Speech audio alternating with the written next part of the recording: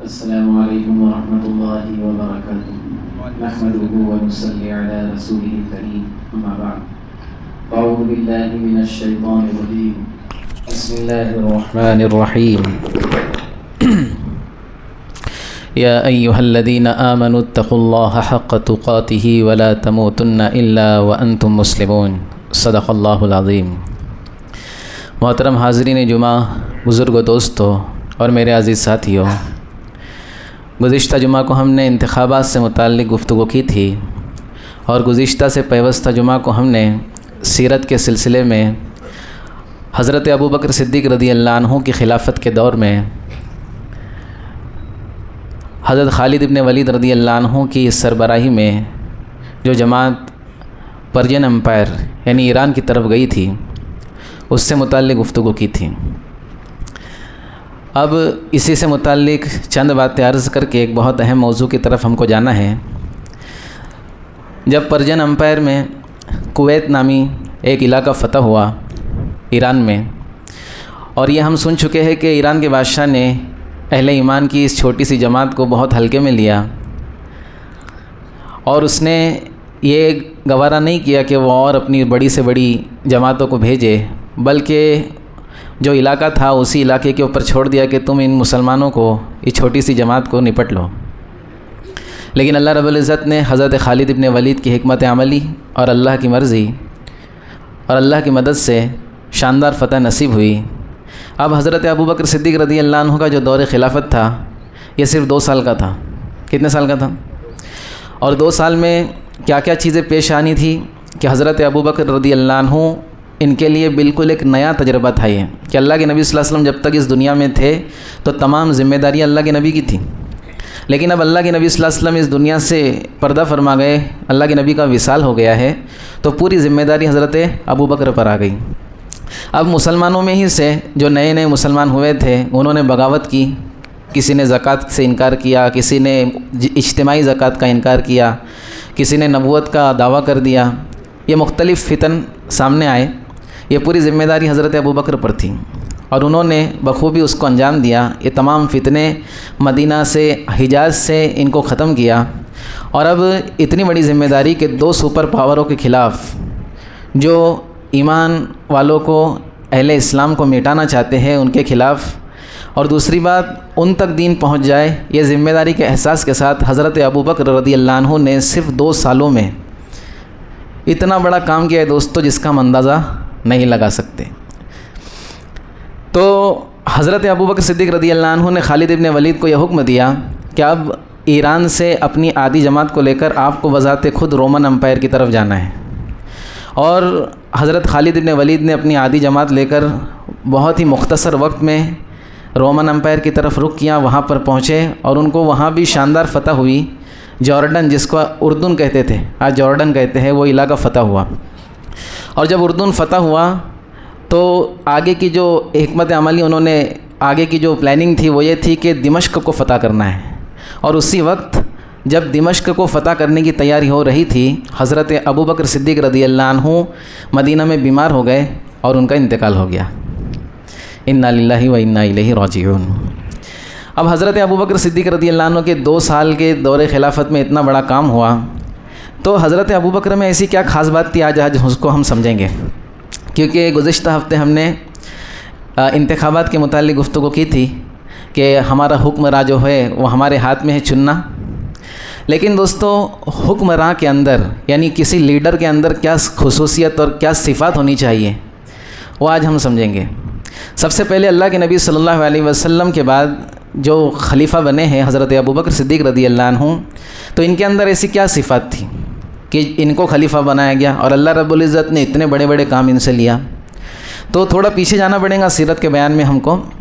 اللہ کے نبی صلی اللہ علیہ وسلم کی عمر مبارک 25 سال ہے، اور اماں خدیجہ رضی اللہ عنہ خود نکاح کے لیے اللہ کے نبی صلی اللہ علیہ وسلم کو پیغام بھیجتی ہے کہ بڑے بڑے سرداروں نے حضرت خدیجہ کے گھر پہ پیغامات بھیجے کہ ہم سے نکاح کر لیجئے، لیکن حضرت خدیجہ نے انکار کر دیا، اور اللہ کے نبی صلی اللہ علیہ وسلم کی امانت داری، اللہ کے نبی صلی اللہ علیہ وسلم کی دیانت داری، اللہ کے نبی کی صفات کو دیکھ کر خود سے پیغام بھیجا۔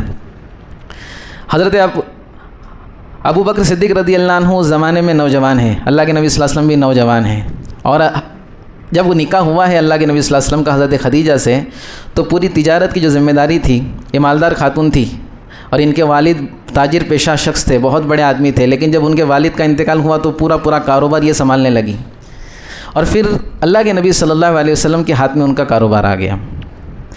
اب حضرت ابو بکر بھی بہت چھوٹے گھرانے کے تھے، مطلب عربوں کے اندر جو ہے بہت طاقتور گھرانے، سرداری والے گھرانے تھے، اس میں سے حضرت ابو بکر نہیں تھے، نارمل خاندان کے تھے حضرت ابو بکر رضی اللہ عنہ۔ لیکن سب سے پہلی صفت حضرت ابو بکر میں یہ تھی کہ اس زمانے کے اندر بھی وہ بت پرستی سے بیزار تھے۔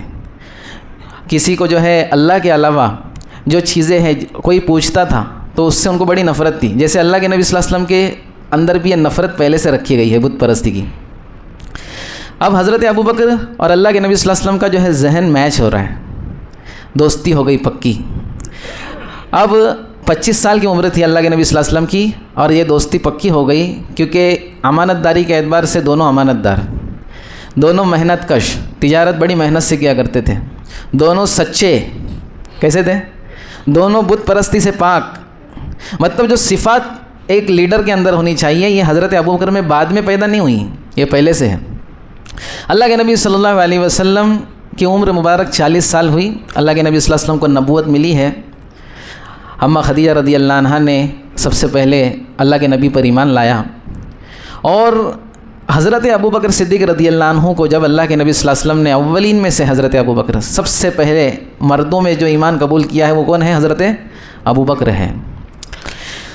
تو اللہ کے نبی صلی اللہ علیہ وسلم کی بات کو فوراً مان لیا، اور یہی نہیں کہ اللہ کے نبی کی بات کو مان لیا، بلکہ اللہ کے نبی صلی اللہ علیہ وسلم کی بات کو دل پہ لے لیے۔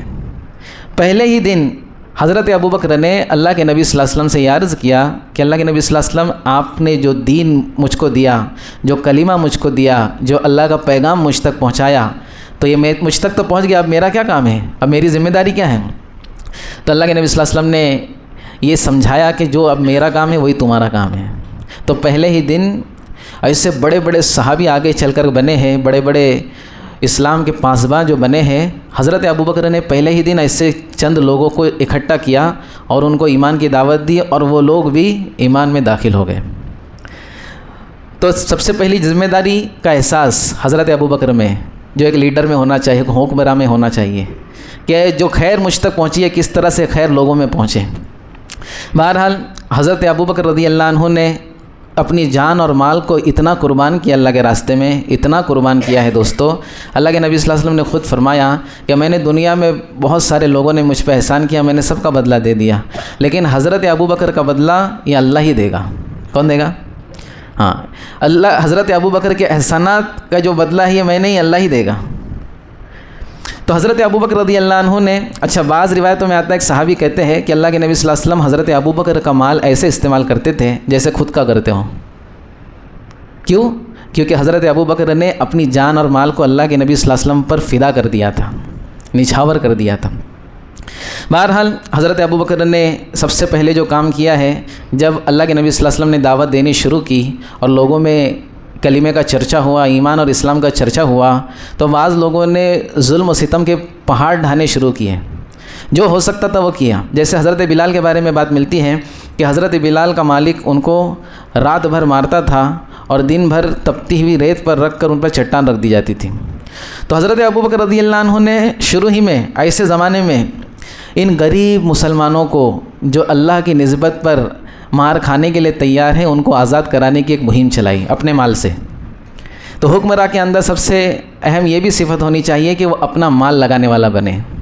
کیا کرے؟ آج تو لوگ حکمراں اس لیے بننا چاہتے ہیں کہ ہم مال دبانے والے بن جائیں، اور یہ لگانے والے لوگوں کا کام ہے۔ حکمراں وہ ہونا چاہیے جو لگائے۔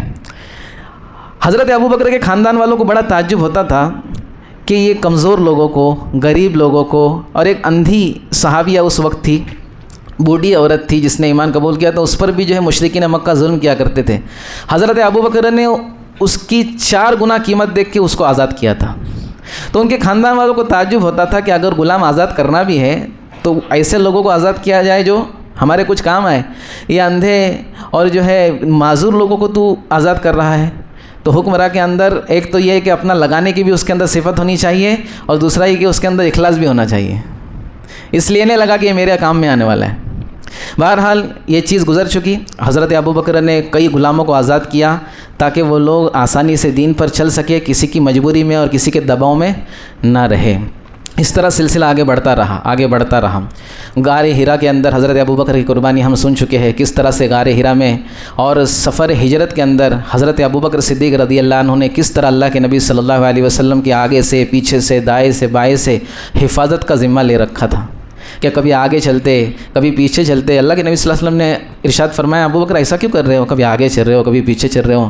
تو کہنے لگے کہ اللہ کے نبی صلی اللہ علیہ وسلم اگر آگے سے کوئی مصیبت، آگے سے کوئی دشمن آ جائے تو مجھ پر جو ہے اس کا اثر ہو، پہلے میں آپ کی حفاظت کروں. پیچھے سے اس لیے کہ مجھے پیچھے سے بھی خطرہ ہے، مجھے دائیں سے بھی خطرہ ہے، مجھے بائیں سے بھی خطرہ ہے.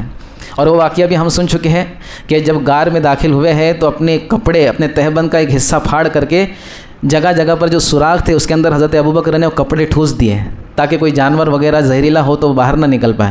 لیکن 2 سوراخ نہیں بھر پائے وہ، اور ان کا کپڑا ختم ہو گیا.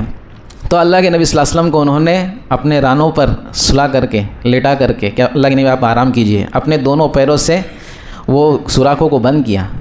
اور جس میں زہریلا جانور تھا جس کی وجہ سے وہ ان کو کاٹنے لگا، ان کو ڈسنے لگا، لیکن اللہ کے نبی صلی اللہ علیہ وسلم کی نیند نہ خراب ہو جائے اس لیے حضرت ابوبکر اس کو برداشت کر رہے ہیں. جب جا کر کے حضرت ابوبکر کے آنکھوں سے آنسو گرے اللہ کے نبی صلی اللہ علیہ وسلم کے چہرے مبارک پر، جب اللہ کے نبی صلی اللہ علیہ وسلم کو پتہ چلا کہ ابوبکر کو کچھ ہو رہا ہے. ایسی قربانیاں دیے دوستوں، ہم اس کا اندازہ نہیں لگا سکتے. اب حضرت ابوبکر صدیق رضی اللہ عنہ نے یہ پوری زندگی اللہ کے نبی صلی اللہ علیہ وسلم کے ساتھ قربانی دی. اب اپنی شہید بیٹی حضرت عائشہ رضی اللہ عنہا کو اللہ کے نبی صلی اللہ علیہ وسلم کے نکاح میں دیا، اور پھر اللہ کے نبی صلی اللہ علیہ وسلم اس دنیا سے چلے گئے. ٹھیک ہے، یہ صفات ہم نے دیکھی، امانت داری ہے، صداقت ہے، اپنا مال لگانے کی جو ہے چاہت ہے، لوگوں کی خیر خواہی کا جذبہ ہے، اور اسی طرح ان کے اندر جو ہے اخلاص ہے کہ جو بھی کچھ کر رہے ہیں وہ اللہ کے لیے کر رہے ہیں، اس سے کوئی ان کو اپنی ذات کے لیے نفع حاصل کرنے کی کوئی یہ نہیں ہے. اب حضرت ابوبکر رضی اللہ عنہ خلیفہ بنے. اللہ کے نبی صلی اللہ علیہ وسلم کے جب آخری ایام چل رہے تھے تو اللہ کے نبی صلی اللہ علیہ وسلم نے اماں عائشہ رضی اللہ عنہا سے کہا کہ اپنے بھائی کو بلا لو، اپنے ابو کو بلا لو، عبد الرحمن ابن ابی بکر کو اور حضرت ابوبکر کو، میں ایک نوشتہ لکھنا چاہتا ہوں. پھر اللہ کے نبی صلی اللہ علیہ وسلم خاموش رہے اور کہا نہیں اب لانے کی ضرورت نہیں ہے. اللہ کے نبی صلی اللہ علیہ وسلم یہ چاہ رہے تھے کہ میرے بعد خلیفہ کون بنے گا، اس میں میری امت مختلف نہ ہو جائے، اختلاف میں نہ پڑ جائے، تو میں سیدھا حضرت ابوبکر کے بارے میں لکھ دیتا ہوں. لیکن پھر اللہ کے نبی نے فرمایا نہیں اللہ اور مسلمان یہ ابوبکر کو ہی بنائیں گے خلیفہ. سمجھ میں آ رہی بات؟ اللہ کے نبی کو اتنا کانفیڈنس آ گیا تو لکھنے کی اللہ کے نبی صلی اللہ علیہ وسلم نے ضرورت نہیں سمجھی. اب حضرت ابوبکر صدیق رضی اللہ عنہ خلیفہ بن گئے. اب خلیفہ بن گئے، حکمرانی آ گئی ہاتھ میں. اب آدمی کے تیور بدل جاتے ہیں، لیکن خلیفہ بننے کے بعد بھی دوستوں مثالی زندگی قائم کی حضرت ابوبکر نے. کیا مثالی زندگی قائم کی؟ جب خلیفہ بنے ہیں تو حضرت ابوبکر صدیق رضی اللہ عنہ نے خلافت اپنے ذمے لی، بہت سارے کام شروع کیے. جیسے میں نے کہا کہ 2 ہی سال ان کی خلافت رہی اور پھر ان کا وصال ہو گیا، اور اتنے بڑے بڑے کام کرنے تھے. اب دوسرے دن صبح کے وقت ان کا تجارت تھا، کپڑوں کی تجارت تھی، کپڑوں کا کاروبار تھا. انہوں نے کپڑوں کی گٹھری اٹھائی اور کاروبار کے لیے نکل پڑے. تو حضرت عمر نے کہا ابوبکر کہاں جا رہے ہو، تم تو خلیفہ ہو، تم تو بادشاہ ہو ہمارے، تم تو امیر المومنین ہو، کہاں جا رہے ہو؟ بولے کہاں جا رہے ہو؟ ٹھیک ہے میں وہ تو سب کر ہی رہا ہوں، لیکن میرے گھر کا خرچ کیسے چلے گا؟ تو میں اپنی روزی روٹی کی فکر میں جا رہا ہوں. یہاں پر اگر کوئی حکمراں بن گیا تو حکمراں بن گیا تو کیا ہوتا ہے؟ بڑی بڑی گاڑیاں، بڑی بڑی کوٹیاں، بڑے بڑے بنگلے اور بڑے بڑے اسفار، کہ فلاں کنٹری میں جا رہے ہیں حضرت، فلاں کنٹری میں جا رہے ہیں. حضرت ابوبکر رضی اللہ عنہ یہاں پر یہ بات بھی سمجھانا چاہ رہے ہیں کہ خلیفہ جو ہے یہ اپنی ذات کا خود کفیل ہونا چاہیے. حضرت عمر نے کہا نہیں آپ کو کام بہت ہے، بہت بڑی بڑی ذمہ داریاں ہیں، اتنی بغاوتیں ہیں، اتنی ساری چیزیں ہیں، آپ کو ہم بیت المال سے کچھ وظیفہ مقرر کر دیتے ہیں، آپ کی تنخواہ مقرر کر دیتے ہیں. تو حضرت ابوبکر نے کہا کہ جیسا آپ لوگ مناسب سمجھے، میں تو کام کرنے کو تیار ہوں، آپ لوگ جیسا مناسب سمجھے. تو مشورہ ہوا کہ امیر المومنین کا وظیفہ طے کرنا ہے تو حضرت ابوبکر سے ہی کہا گیا کہ آپ کا وظیفہ کتنا طے کرنا چاہیے، تو کہا جتنا ایک عام مسلمان کا ہوتا ہے، VIP نہیں چاہیے، عام مسلمان کا جتنا اتنا چاہیے، ٹھیک ہے۔ ان کی خواہش پر عام مسلمانوں کو جو وظیفہ دیا جاتا تھا ایک امیر المومنین کا، ایک بادشاہ کا طے کیا گیا، لیکن وہ اتنی کم مقدار تھی دوستو کہ اس میں صرف ضرورت ہی پوری ہو سکتی تھی، ضرورت بھی کیسی، بیسک ضرورت پوری ہو سکتی تھی۔ ایک مرتبہ رومان حضرت ابوبکر صدیق رضی اللہ عنہ کی زوجہ محترمہ اماں عائشہ رضی اللہ عنہ کی والدہ، انہوں نے کہا حضرت ابوبکر سے، اور خالی ابوبکر سے نہیں، امیر المومنین سے، وقت کے بادشاہ سے، جس کی حکومت اب رومن امپائر اور پرشین امپائر تک پہنچ رہی ہے، کہ کتنا اچھا ہوتا کہ ہم میٹھا کھا لیتے، کئی دنوں سے میٹھا نہیں کھایا ہے، کتنا اچھا ہوتا کہ ہم میٹھا کھا لیں، کئی دنوں سے میٹھا نہیں کھایا ہم نے۔ تو حضرت ابوبکر نے کہا اچھی بات ہے، تھوڑے تھوڑے پیسے جو ہم کو ملتے ہیں اس میں سے تھوڑے تھوڑے نکال کے سائڈ میں رکھو، پھر جب ہو جائیں گے تو میٹھا کھا لینا، ٹھیک ہے۔ اب جو بھی ان کو مقدار ملتی تھی اس میں سے انہوں نے تھوڑی تھوڑی رقم بچانی شروع کی، اور پھر حضرت ابوبکر سے ایک دن کہنے لگی کہ اتنی مقدار ہو گئی ہے کہ ہم میٹھا کھا سکتے ہیں، آپ میٹھا لے کے آئیے۔ تو حضرت ابوبکر نے کہا کہ اتنا بچا ہے، اس کا مطلب اتنا زیادہ آ رہا ہے ہمارے پاس، یہ جو مقدار بچی ہے مطلب اتنا بچ سکتا ہے، ہم یہ زیادہ لے رہے ہیں وظیفے سے، بیت المال سے ہمارے پاس یہ زیادہ آ رہا ہے۔ وہ رقم اٹھا کر کے بیت المال میں جمع کر دی اور کہا کہ اب اتنی کاٹ کر کے ہر مہینے ہم کو رقم دینا، یا ہر ہفتے جو بھی وقت طے ہوگا۔ دوستو کس درجے کا احتیاط ہے اور کس درجے کا یہ ہے نا حکمراں کے اندر یہ صفت ہے، ہم سوچ بھی نہیں سکتے اس کو، ہم اس کا اندازہ بھی نہیں لگا سکتے کہ بیسک ضرورت کے تحت ان کو ایک رقم طے کی گئی، اس میں بھی بیوی کو یعنی اس وقت کی شہزادی کو میٹھا کھانا ہے، اس کے لیے اس کو پیسے جمع کرنے پڑ رہے ہیں، اور جو جمع ہو رہے ہیں وہ بھی حضرت ابوبکر واپس جمع کر رہے ہیں کہ زیادہ آ رہے ہیں ہمارے پاس۔ تو ایسی دوستو صفات تھی حضرت ابوبکر میں، جب جا کر کے اللہ رب العزت نے حضرت مسلمانوں کا خلیفہ اول حضرت ابوبکر کو بنایا۔ ایک مرتبہ حضرت عمر رضی اللہ عنہ نے حضرت ابوبکر پر، کیونکہ جو بڑا آدمی ہوتا ہے اس پر لوگوں کی نظر ہوتی ہے، کئی دنوں تک دیکھا کہ حضرت ابوبکر صدیق رضی اللہ عنہ فجر کی نماز پڑھتے ہیں اور کہیں دور مدینہ سے چلے جاتے ہیں۔ تو حضرت عمر کو تشویش ہوئی، ایک مرتبہ سوچا کہ پیچھا کروں گا، دیکھتا ہوں کہاں جاتے ہیں۔ تو ایک مرتبہ پیچھا کیا تو مدینہ سے بہت دور ایک جھوپڑی تھی، وہاں پر حضرت ابوبکر داخل ہوئے تو حضرت عمر رضی اللہ عنہ وہاں پر کھڑے رہے کہ اب اندر کیا ہے وہ دیکھنا مناسب نہیں ہے، کسی کے گھر میں جھانکنا۔ جب حضرت ابوبکر باہر نکلے ہیں تو حضرت عمر نے کہا کہ میں روزانہ دیکھتا ہوں آپ جو ہے مدینہ سے یہاں آتے ہیں اور کچھ کرتے ہیں اور پھر لوٹ جاتے، کیا بات ہے، کیا چھپا رہے ہیں آپ ہم سے؟ تو حضرت ابوبکر نے کہا کہ تو بھی میرا راز کھولنے کے چکر میں ہے، جا دیکھ اندر کیا ہے۔ اندر دیکھا تو ایک بوڑھی عورت جس کا کوئی کرنے دھرنے والا نہیں، اور وہ بھی نابینا۔ حضرت ابوبکر صدیق رضی اللہ عنہ روایت میں آتا ہے جا کر کے اس کے گھر کی جھاڑو دیتے تھے، اس کے کھانے کا انتظام کرتے تھے، خلیفہ ہے لیکن اس کے لیے وقت نکال رہے ہیں، اس کے گھر کی صفائی کرتے تھے اور پھر لوٹتے تھے۔ حضرت عمر رضی اللہ عنہ رونے لگے اور کہنے لگے ابوبکر تم نے ہمارے بعد والوں کو بڑی مشقت میں ڈال دیا، اتنا تو ہم نہیں کر سکتے، تم نے جو کیا ہے اتنا ہم نہیں کر سکتے۔ تو ایسی شخصیت تھی حضرت ابوبکر جس کی بنیاد پر اللہ رب العزت نے خلیفہ بھی بنایا، اور پھر آگے رومن اور پرشین امپائر تک اسلام کا جھنڈا یہ ابوبکر صدیق رضی اللہ عنہ کے ذریعے پہنچا ہے، کوئی معمولی بات نہیں دوستو۔ انشاءاللہ آئندہ ہم اسی کو کنٹینیو کریں گے، حضرت عمر کی خلافت میں کیا ہوا۔ اللہ رب العزت ہم سب کو کہنے سننے پر عمل کی توفیق عطا فرمائے۔